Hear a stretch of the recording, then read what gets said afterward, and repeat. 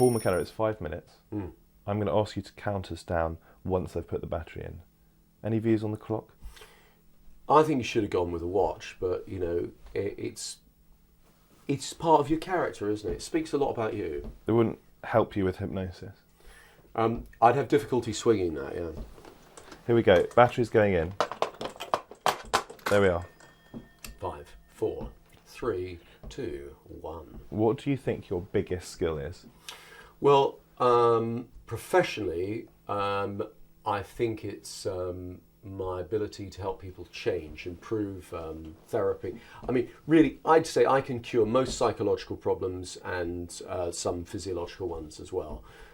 Recently, a friend of mine who's a life coach, we were doing one of these processes at a seminar that we were working on together. And we looked at things that you're rubbish at, things that you're okay about, and then what's the thing that you're utterly brilliant at? Because everybody's brilliant at something. One of the things that I listed was having fun. And I actually really believe that I have a lot of fun. In fact, more fun than most, And so I put that down as one of my skills. How do you help people change? Well, I do it through modern psychological techniques and indeed some, old-fashioned esoteric ones. I'll use anything that works.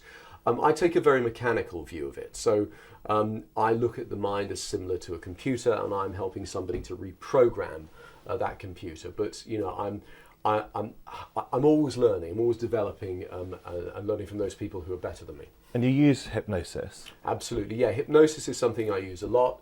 I find it a very powerful tool for what it is I want to accomplish. Can you summarise hypnosis very succinctly for me? Well, there are many different schools of thought, but I'm going to say it usually involves fixation of attention. It's often synonymous with deep relaxation and imagination.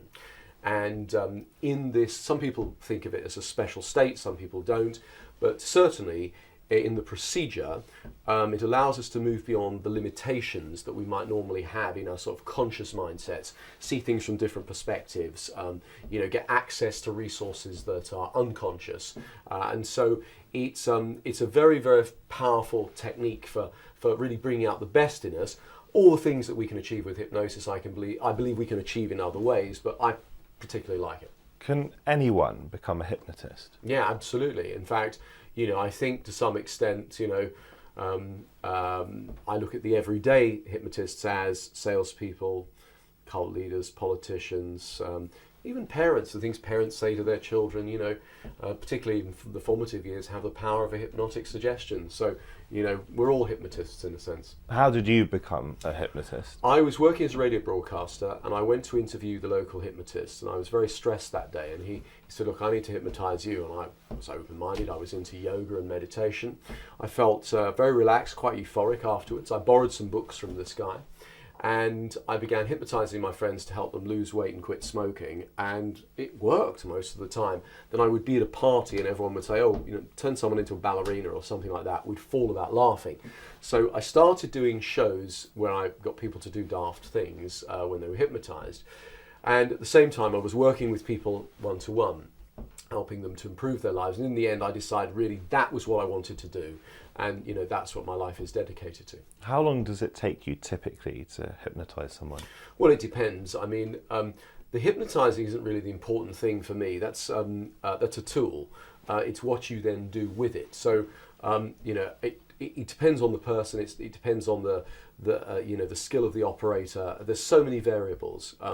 It doesn't work every time for everything. In fact, we have a saying: anyone who says they've got 100% success rate doesn't have enough clients. Does it make you feel powerful to be a hypnotist? Yes, it can do.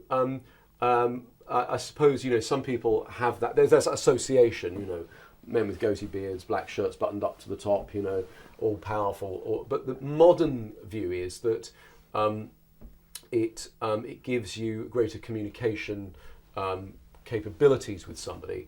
And so I would say more important than power to me is the feeling of euphoria I get when I help somebody make a change, particularly if it's been one that's really dramatically impaired their life.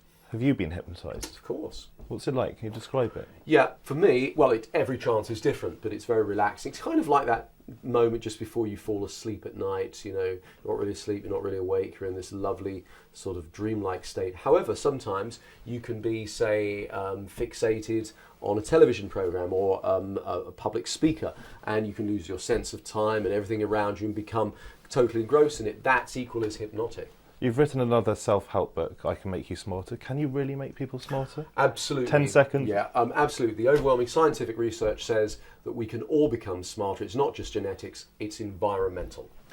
And that, Paul McKenna, is 5 minutes. Thank you very much. Thank you.